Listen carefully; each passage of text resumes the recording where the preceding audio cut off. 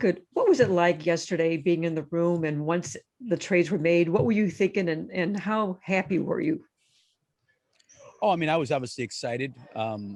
Immediately, I think from a coaching perspective, your mind goes through, what do we need to add differently? What do we need to, take away? How you piece things together. And, the morning was just kind of the start of it. It obviously changed again, later in the afternoon, but, I think all positive. How do you put the pieces together now? What do you have to do? Yeah, I mean, I think that's going to be the challenge, right? You got a lot of new players coming in here right now, and we're all going to have to kind of learn our way. You want to be able to make sure you can do it maybe sooner than later.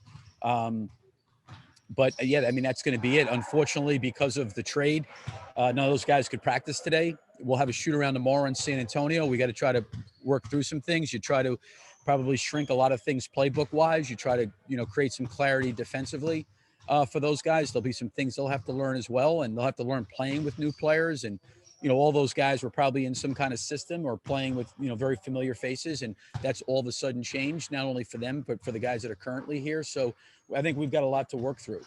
Thank you. Mike McGraw, go ahead, please. Billy, did everybody make it into town? Have you met everybody? Are they all going on the trip today? Yeah, everybody got in yesterday. So I met with all those guys yesterday. They were all in town yesterday. And the one guy that's got a family situation he needs to take care of is Daniel Tice. He will not be making the trip with us to San Antonio. He'll meet us in San Francisco for the Golden State game. Okay, thanks. Joe Cowie, your turn.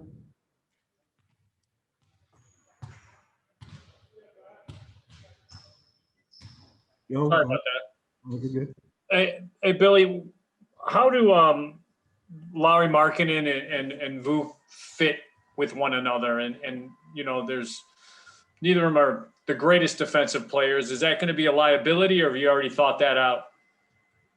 No, I mean, I think how we mix and match, Joe, is going to be important. Who's starting, who's coming off the bench, combination of players. I think we had to work through some of that. I think coming out of the All-Star break when we kind of made a lineup change there and moved Sato and Thad into the lineup. And, the lineup could change again.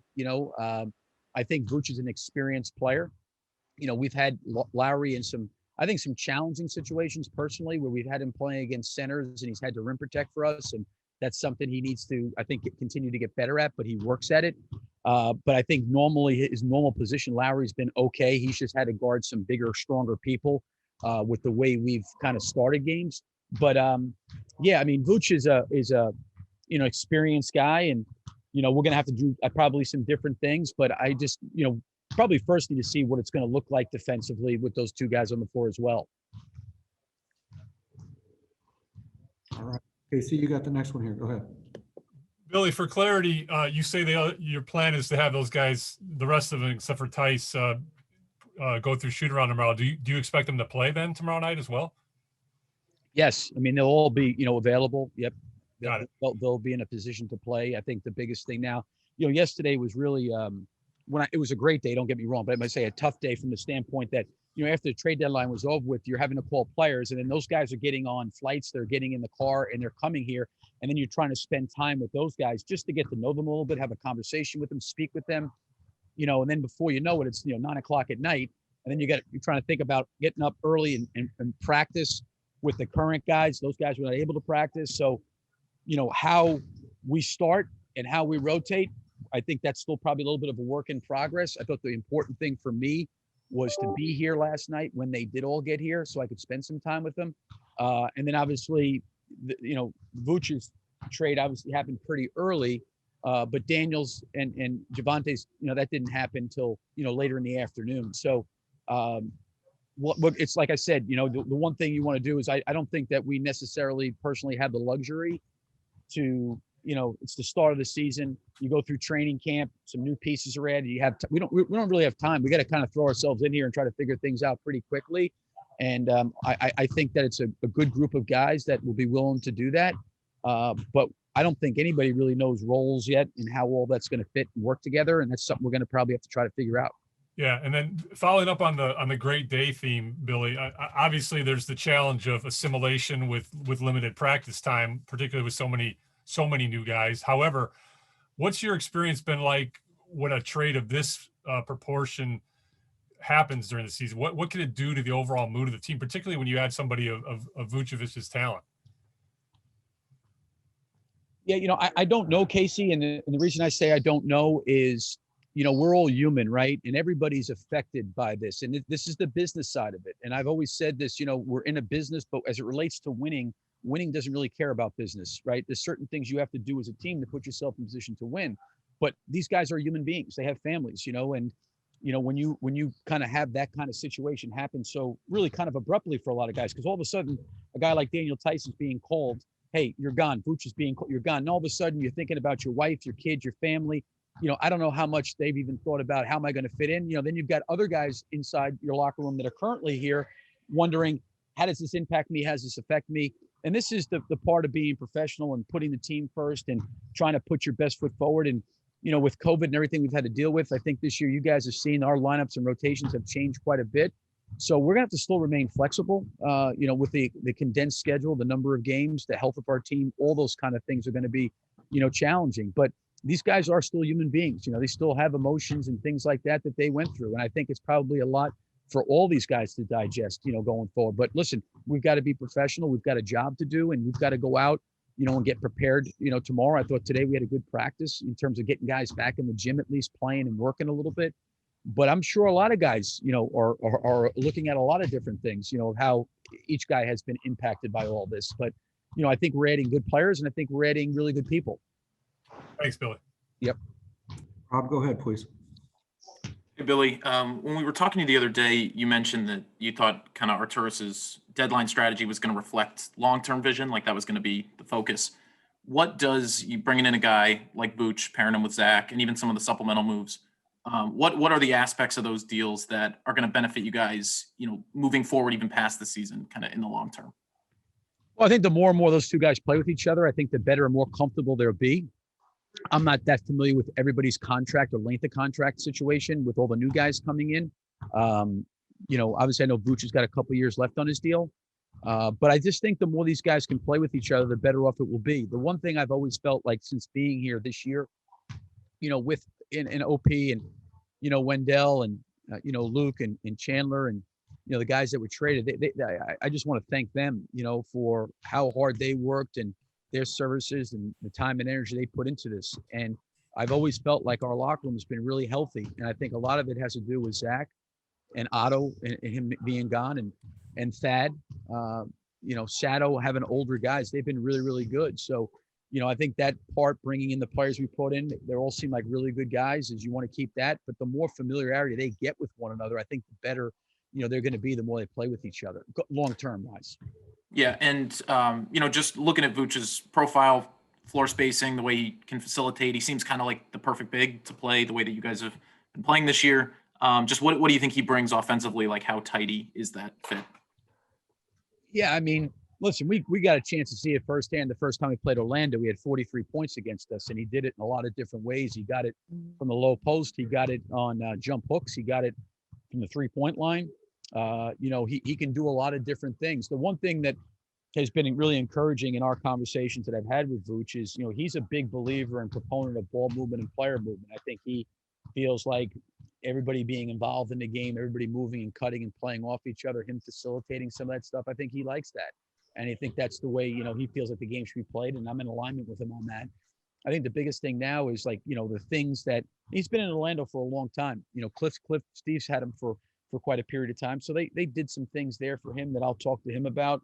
But at the same point too, you don't want to get into a situation where, you're having to throw so much of a playbook at him, where you can kind of maybe condense it and keep it somewhat simple, where those things that you're running that are simple can play to his strengths as well. Oh, you got the next one here. Go ahead. Yeah, Billy, this, you talked about Wendell a little bit earlier, but this kind of does end, his tenure here with the Bulls. Just sort of, why do you think, I don't want to say it didn't work out necessarily, but you guys tried to obviously give him a bigger role and do different things with him in offense. Just sort of what do you think about his development this year and kind of going forward? And what do you see? Yeah, Jamal, I have a lot of like thoughts on like a lot of these things. I think sometimes when players are picked really, really high, like Wendell was, like Kobe was, like Lowry was, I think sometimes the feeling is that they're kind of the cornerstones of trying to build back up, a team. And a lot of times that can be really difficult. And I've always said this, I said this about Zach, it took Zach a period of time to become an all-star. And I think if you talk to him, he'll talk about the reason he became an all-star was because of the experiences he went through, the ups and downs that he went through. Wendell's a very, very good player. He's a really good guy. He's a really good team guy. But that's a lot to ask. And listen, when I took him out of the starting lineup, I told you guys he was totally professional and full of class. But it's a lot on these young guys when they come in here young and they've got to start immediately. And then they've got to carry a pretty hefty load. And I don't think it's a reflection on Wendell as a player as much as the reflection on, he's going to learn and get better through these experiences. And you'll see him continue to improve and grow. He's also been plagued, with some injuries. He's had to sit out significant time since he's been here. But I really appreciate Wendell. I appreciate him as a person. I appreciate the work he put in here, the way he conducted himself every single day, the kind of teammate he was. We tried to kind of expand his role, a little bit in terms of him being a facilitator and trying to get him to shoot some threes and do some different things. And, for a guy like Vooch, who's really a lot older than Wendell, way, way more established, many more years under his belt. I don't know what Vooch looked like in his first or second year, but Wendell will be fine. But that's a lot for young guys to come in. Now, listen, some guys, you look at a Jason Tatum, and you look at Doncic, you look at Donovan Mitchell, those guys took off pretty quickly, then you look at other guys who later on become all-stars like Zach LaVine. So everybody's got like their own course that they kind of develop and go through. And I think Wendell, is going to be a really, really good player in this league because of his character, his work ethic, and the kind of guy he is. Thanks, Bill. John Smith, go ahead. But I guess you sort of answered it, but I assume there's no COVID issues with guys coming from different places like, Florida, where, they don't have any rules and stuff. And Sam, you totally lost me in that question. There's no Florida. Well, is there no COVID issues when guys come from other teams or they don't have to quarantine? And, I made a little joke about Florida. Oh, okay.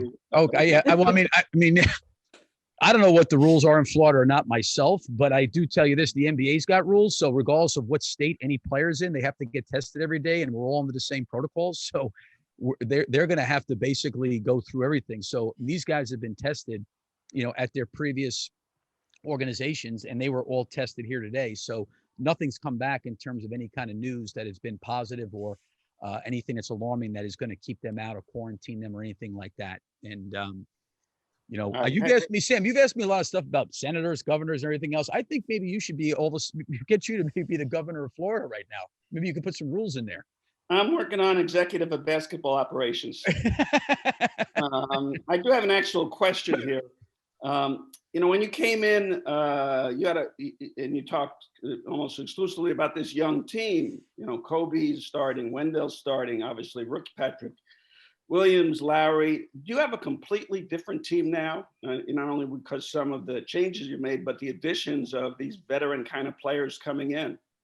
Oh, I definitely think it's totally different. That's going to be the challenge that, I think we're all excited about. It's really, really, it's different in a lot of ways. It's going to be different lineups, to be different guys playing with each other. I mean, Vooch has never played with any of these guys and vice versa. Same thing with, Al Farouk, same thing with Daniel Tice, Javonte Green, Troy Brown, none of these guys have ever played together. And listen, I've always said this, you look at the entire roster, we're not going to be able to play everybody, but the team has, drastically changed. There's no question about that. And, hopefully we can get them, up to speed sooner than later, like I said. But I do think the character of these guys, just getting a chance to meet them and spend time with them, they all seem like great guys. Thanks. You're welcome. See, go ahead, please. Billy, a coach's job is obviously to coach the players that the front office gives you. I get that. But you also talked about, this being a partnership when you took the job, and how much you were impressed by Arturas and Mark's vision. You also told us that you were involved in a lot of these meetings, and then they weren't bringing everything to you, but they were bringing stuff to you. You clearly were aware that this was a possibility over the last couple of weeks or however long it was. So how did you kind of balance your potential excitement level with also the task at hand in front of you in case it didn't happen? Well, like I said, Arturas has been great, and so has Mark in terms of keeping me in the loop. they basically had talked to me about, to be honest with you, a lot of players, because they're in a lot of these conversations, but it was never like at any point, hey, we're really close here, or we're really close here, or this player. But, here are the players that, since we've been dealing with this for the last several weeks, now you're coming up to the last 24 hours, we had these kind of conversations. And, I appreciated both Mark and Arturis doing that with me. In the morning, we had a pretty extensive conversation about Vooch. And, I was obviously very, very supportive and really, really positive about that.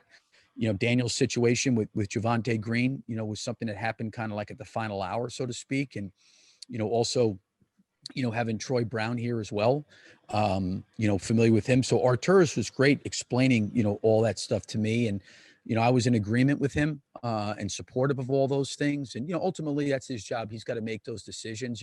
I think if I just said, hey, listen, I don't want to do that, I don't want to do that, I think he would, we'd probably have a conversation about it. But I was in line with everything that he was trying to do, and very, very supportive. And he was terrific in terms of keeping me in the loop. And I really appreciated all that.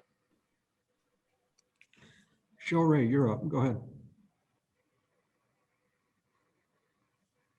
Cheryl, I think you may be on mute. I see your lips moving, but I can't hear anything. Maybe that's a good thing. I'm going to ask you an offbeat question, kind of like in Sam's vein. Have you heard about vaccinations for you guys? Because we know Illinois is opening up more and more and more. Has the NBA started vaccinating players and coaches? No, I think it's something that they've talked about, but I don't know if there's anything been per se solidified that, hey, this is the date that everybody is going to have the opportunity to be vaccinated. So I really don't know what the details are on that. And to be honest with you, Cheryl, with all that's gone on here the last 4 hours, I haven't paid close attention to it. But yeah, I mean, I'd imagine there's hope that certainly in the near future that would be available. Is it kind of weird because you guys are in a site that's vaccinating people and you can't get them yet?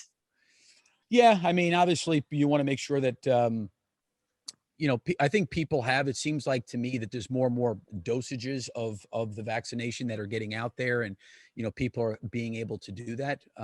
So again, I think I've said this before. I think it's a personal decision, for each player, each coach, each front office member, anybody involved with the team, even for you guys. It's all personal decisions, and those are, I think, private matters in terms of people making their own decisions of what they want to do as it relates to the vaccination. But in terms of the NBA saying, hey, listen, we have this now available for all the players and anybody working for an NBA organization, I have not heard that.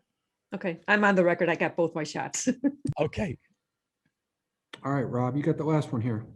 Take us home, please. Hey, Billy, I just got to ask, did you recruit any of these guys that you guys just brought in? I told Aminu, I recruited him really hard. Actually, they gave me his number. I had the same phone I was at when I first started at Florida, how many years ago that was, 25 years ago. I still have the same phone number. So I told him his old number popped up in my phone from recruiting him. Obviously, more often than not, when we talk about this stuff, I obviously didn't get him. I thought we had a really good shot at him. He ended up going to Wake. He had a great career. He was a great guy. He was in Atlanta, so it wasn't too far from Florida. But yeah, I mean, he's really the only guy. Nothing with Vooch or Troy Brown, Javonte, none of those guys. And Daniel obviously was overseas as well. But Al Farouk was the one guy that we did try to recruit. Yeah, had to ask. Thank you.